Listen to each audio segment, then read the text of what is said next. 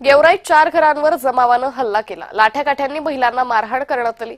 घरातील साहित्याचंही मोठी नुकसान झालंय। तर यावेळी ही धक्कादायक घटना समोर आलेली आहे। 30 जणांवर अॅट्रॉसिटी अंतर्गत गुन्हा दाखल करण्यात आलेला आहे। त्यामुळे लाठ्याकाठ्यांनी महिलांना मारहाण करण्यात आल्याची माहिती समोर येते। गेवराई परिसरामध्ये हा हल्ला करण्यात आलाय।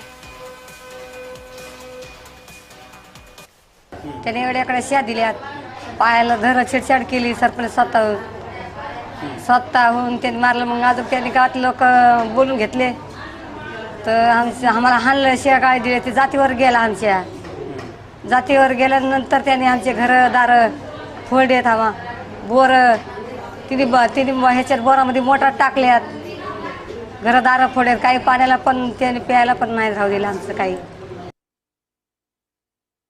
आमची अशी मागणी आहे त्या निवेदनामध्ये की आम्ही त्यांना म्हणलं हे ते मेंढ्या नेण्याच्या उद्देशाने आलते आणि जे बाळूमामाचे भक्त होते त्यांना म्हणले बाबा हे देवाच्या मेंढ्याचा हा मालक कुणीच नाही, कारण हा एक सगळा जो भक्तगण आहे तिथं ते मेंढ्या राखायला होता।